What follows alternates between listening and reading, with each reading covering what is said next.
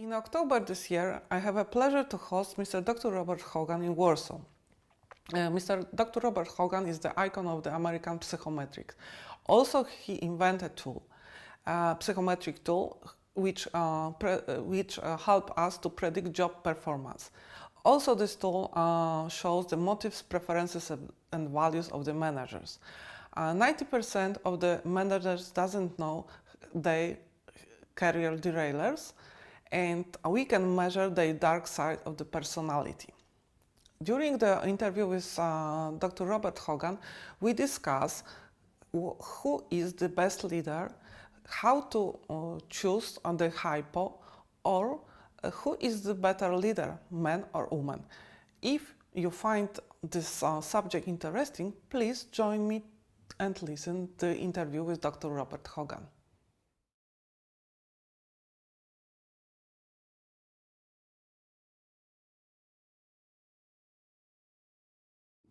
When I was young, I read Freud, and I was fascinated by the concept of the unconscious, the idea that you would do things for reasons that of which you were unaware and for reasons that you didn't understand. Things that you would be doing things for acting in ways that you thought were perfectly normal, but in fact were being controlled by other factors of which you were unaware. I spent a lot of time thinking about all that, and I think the notion that people often do things for reasons they don't understand is true. I think Freud's explanation for that, it's called the concept of repression, makes no sense. And that's where, so my notion of the dark side is just that this has to do with people doing things for reasons they think are valid and for reasons that they never examine. So the bright side is how we're behaving right now. Bright side refers to behavior when people are paying attention and being socially appropriate. The dark side refers to behavior when people are just not thinking, when they're not. And when does that occur? It occurs usually when you're talking to your dog, or in the case of a boss, when you're talking to a subordinate. When the dark side is when it occurs when people are just being themselves, and when they're being the real you. And my view is that the real you is something you should be ashamed of, because the real you is so it's just the kind of childish impulses that you learn, childish behavior you develop as a kid and you don't think about and so forth. And then but the real point about the dark side is about 2/3 of all managers fail, and they fail for the same reasons. They fail for about 11 reasons. You can catalog these reasons. And they don't know what they're doing when they do it. I mean, they think they're behaving naturally and normatively or appropriately, and in fact they're just making big mistakes in the way they treat other people. They yelling to try to get people's attention, lying, self-dramatizing, and anyway, the dark side is you when you're just being yourself, and you probably need to be aware of that.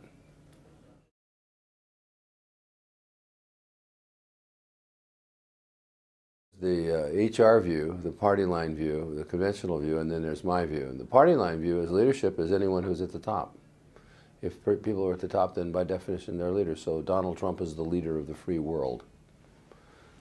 Well, that would be, I mean, that's sort of but in my view, leaders have nothing, in my view, people get to the top of organizations or companies or businesses or military. People get to the top many times for political reasons, not for reasons that have to do with performance.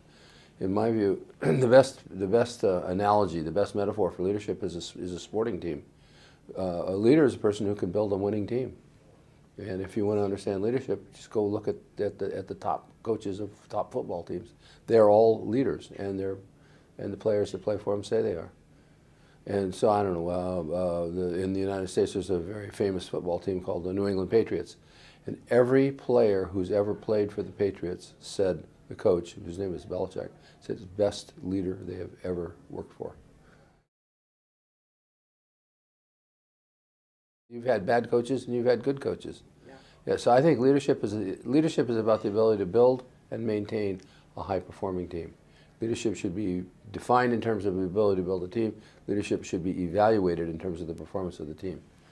And many times those guys, the really good, highly effective coaches, they're often humble. They're not self-dramatizing and self-promoting. They're often the exact opposite of someone like Donald Trump.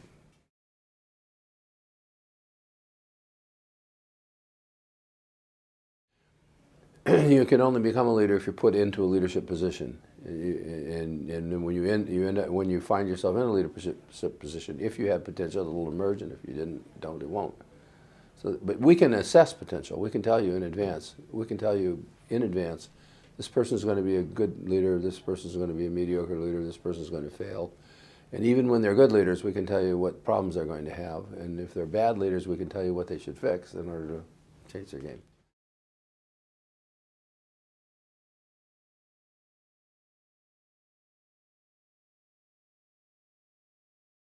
There's a real difference in what people need to do at the different levels in an organization. New entry-level first-line managers actually need real leadership skills. They need the same leadership skills as a coach. First-line managers are responsible for implementing the tasks of the organization. They have to build a team. They have to get a team to work and do things.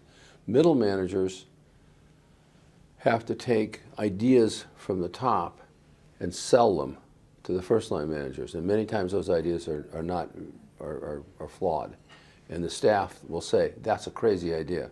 So the middle manager has to sell crazy ideas to, and then has to justify the performance of the team back to the top, people at the top. So first-line managers have to be real leaders. Middle managers have to be diplomats. They have to work back and forth between unfriendly agencies. People at the top, so first-line managers actually need leadership skills. Middle managers need diplomatic skills. People at the top, very often, I mean, someone like Steve Jobs, I mean, they just parachute into the top. And so they don't, and the job at the top is strategy. It's figuring out what to do and who should do it. It's all about strategy and judgment. And for that, you don't need leadership skills and you don't need diplomatic skills. You just need analytical skills, really. And so you can be a very good top level, someone like Steve Jobs was very smart about products and product placement. He was a terrible manager. And the organization basically had to build structures around him to keep him from terrifying the workforce. So, so at the top you need vision and analytical skills and strategy. And middle level you need diplomacy. At the bottom level you need, that's what the real leadership is, at the bottom level. Where it really matters is at the bottom level.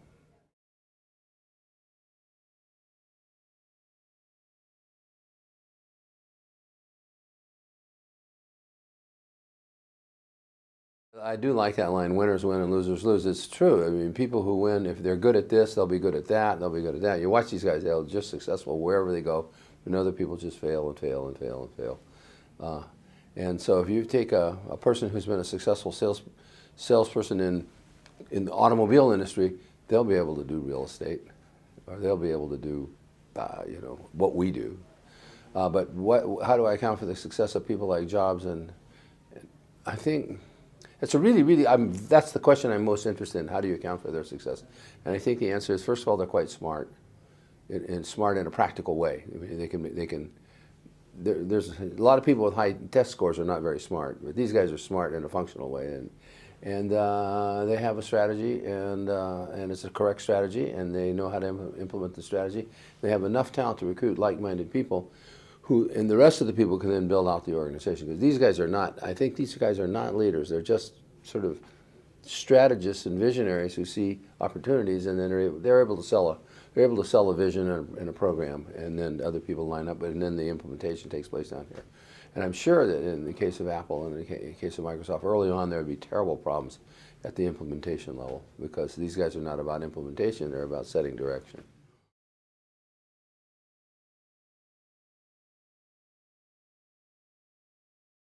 High potential identification these days is an HR fad. Everyone's interested in it. But it turns out that the German army, the German military psychologists in the 1920s, developed the Modern Assessment Center as a methodology for identifying high potential leaders before they actually get in the job. So the process of high potential identification has been around for 100 years. It's just become of interest to HR people in the last 10 years. So that's the first thing. My first point is that people have been doing high potential identification for 100 years. And they've been doing it well. Smart people have been doing it well for 100 years. then the problem and then to do it correctly, there's a very interesting study by, doesn't matter, from the 1980s, very careful study of management performance, studied almost 500 managers in a variety of different organizations for 3 years. And at the end of that time, we found that there were two groups of managers. There was one group of managers were people who were getting rapid promotions and rapid pay raises and were going like this. And the second group of managers had high-performing teams. The first group of people who were succeeding rapidly, and the second group were people who were running effective operations. And the bad news is they were not the same people. They only overlapped about 10%.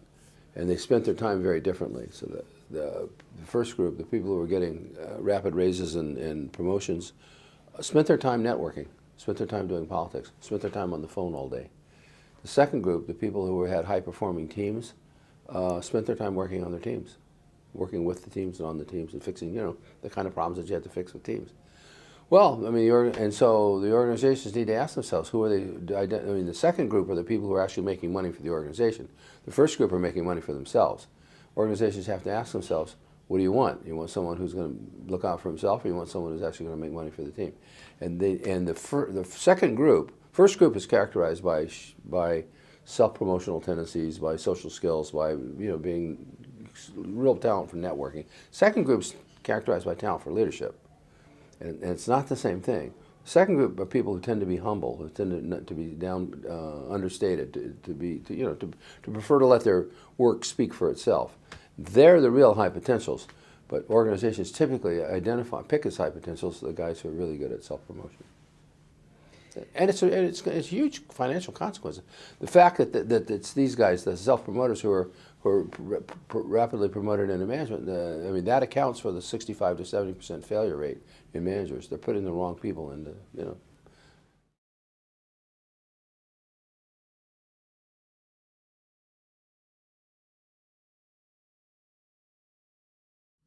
Well, that's right. I mean, if you have a real high potential, there are people who have the flexibility to move. They can gain employment elsewhere. The key to high potential retention, the key to retaining high potentials is engagement. Is actually good leadership. Good leadership. What good leadership does is create engagement. Gets people to work. That's what engagement means. That you're willing to work hard for the organization and go beyond the necessary. So the key to high potential retention is to get them engaged, to expose them to really effective leadership.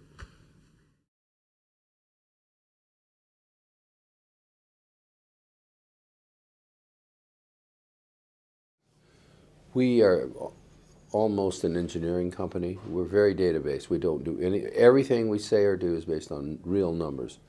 We actually know what the characteristics of a good leader or boss are. There are 4 characteristics that you have to have. Good boss is defined as someone whose team performs effectively. Senior people typically know who they like. They don't know who their good leaders are. They know who they like, but they don't know who's actually doing a good job for them. So if you want to know the characteristics of a highly effective leader, you have to ask the subordinates. You have to ask the team. You can't ask the people up here because they don't know. So you ask the team, and the team subordinates, what people want to see in their leaders. They want to see 4 things, and they have to see these. And otherwise, first thing that a person needs as a leader is to be perceived as having integrity, as being honest, as telling the truth, as not playing favorites, as not self-dealing, as not exploiting the organizational resources for his own benefit.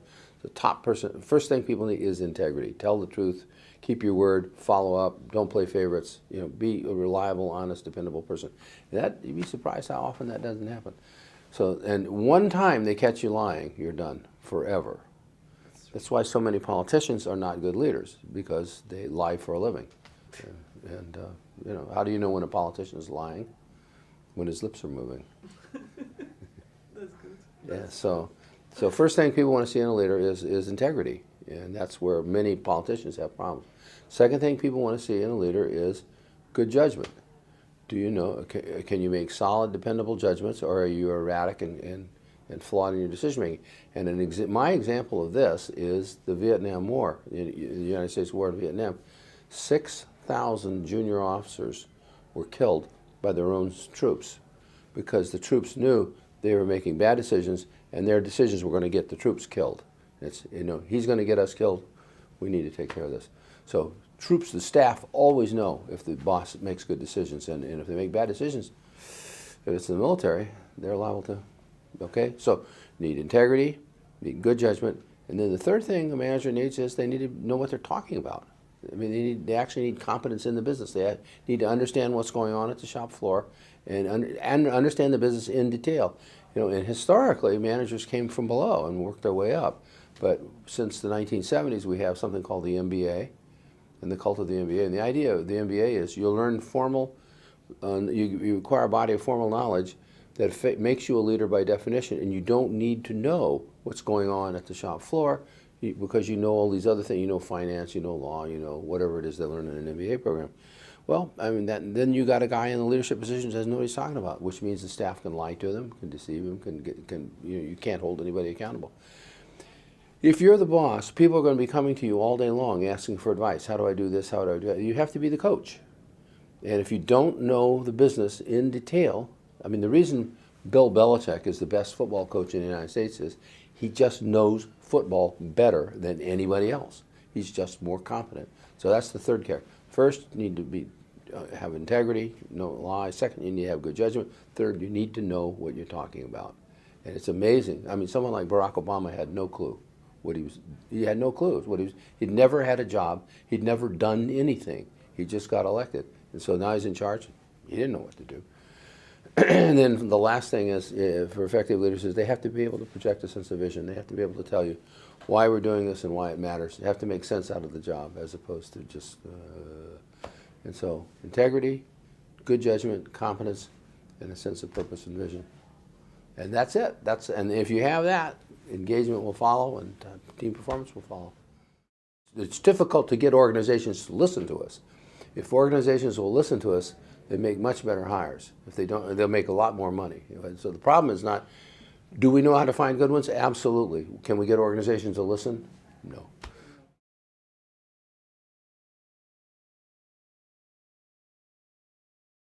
Well, I think people are biological. We're biological. We're animals. We're biology. We're a million years. People are about 1 million years old. People exactly like us have been around for 200,000 years. So the fundamental relationships between people are determined by biology. I think the characteristics of a leader will always be the same. It doesn't matter how much this digital is just noise. I mean, the technological change has been going on since Galileo, and this is just the next stage in it. I don't think but it won't change the facts of leadership. Leadership is about, can you trust these guys? Are they going to make good decisions? Do they know what they're talking about? And do they have a correct view of the future?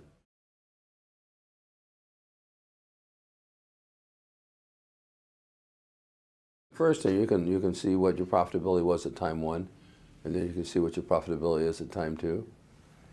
That's it. Are you making more money now? Or less? Yeah. And the answer, and the personality of CEO accounts for more variance in firm performance than any other factor except the industry sector in which the organization is located. CEO's personality accounts for somewhere between 17 and 24% of the variance in firm performance. So you just measure firm performance or unit performance at time 1, unit performance at time 2, and boom. So that's the first answer. Second answer is that's often very hard to do, but it turns out that the degree to which the staff trusts the leader is a proxy for performance. So if you can't measure how well the firm is actually performing dollars and cents, you can evaluate how much the staff trusts the leader, and that'll give you a second best estimate. Staff measures of the degree to which they trust their leader correlate very highly with actual empirical performance.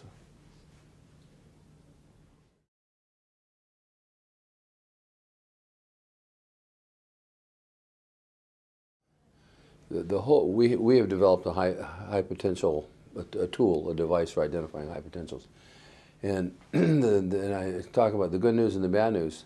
Good news is that our methodology for identifying high potentials works. It's colorblind. It's gender blind. Men get the same scores as women. Minorities get the same score as majority. So it's a perfectly fair, colorblind, impartial way of identifying high potential.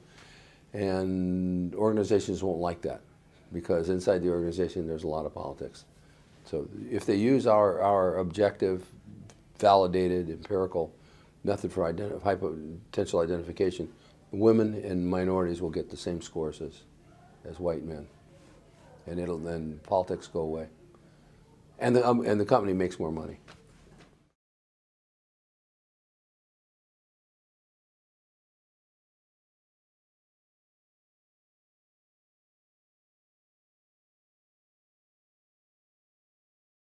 I don't know if there's any data to understand that one way. It sounds to me like it's something that HR people like to do.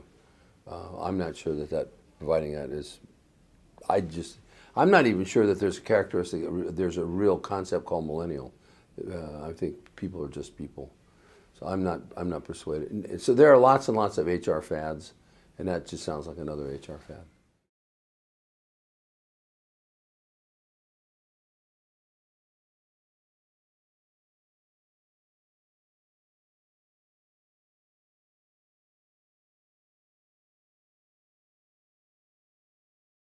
Well, I'm a numbers guy. So we have our way, which is traditional psychological assessment. We have our way of identifying high potentials. They've got their way of identifying high potentials, right? Let's have a horse race. let's take the same 50 people. We assess them, they assess them. We compare the results. I mean, you have a car, I have a car. You say your car's faster than my car. How do we tell? We go race.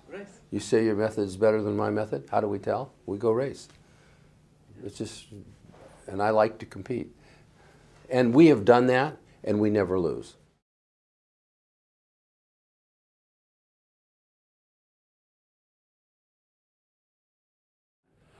Well, I mean, hopefully the digital world will lead people to be more empirical, to pay more attention to data when they're making their decisions. And the role for HR is to get on board with understanding database decision making. I mean, that's the most important thing they can do. Historically, they haven't done that. Digitalization just makes it possible to gather more data and to make, in principle, make better and more refined decisions. Better decisions meaning, you know, I say he's going to be good, he turns out to be good. I say he's going to be bad, he turns out to be bad. That's a good, and I would think the role for HR is to get on board with database decision making as enhanced by the big data that are available through digital processes.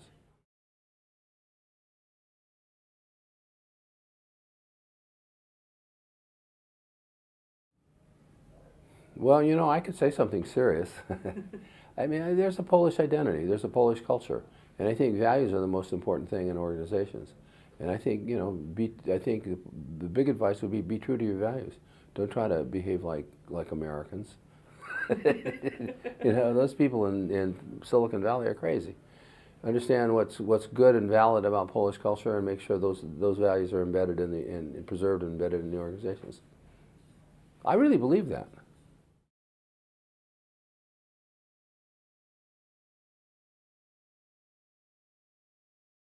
Two-thirds of all the CEOs in the United States are going to be gone in 2 years. Okay, 3 years. Probably It'll be the same. Yeah, and it'll be the same in Europe.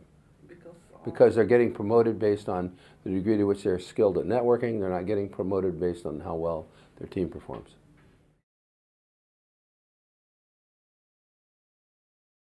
Oh, well, I mean, there are going to be differences rooted in values, but good leadership is good leadership. I think Angela Merkel's the best politician in the world. And I think that Mr. Macron is going to be very good as well. If the poor old Italians, I don't know what we're going to do for them. Yes, I think she's the best political leader in the world. And she's, you know, she's out in front. She's done some things that people don't like, but she did them for the right reasons. And I mean, I think her policy on immigration was correct, and she just was unable to sell that correctly. It's made her really unpopular. We were just in Germany talking to some very smart people who think she made terrible mistakes on that, but I thought she did. And then she supported Greece, not because she was, but because she wanted to keep the EU together. And that's a leadership position. Being a real leader means taking unpopular positions. She's a real leader. and she's a woman. And she's a woman, yes. I think she's really smart. I'm a great admirer of Angela Merkel.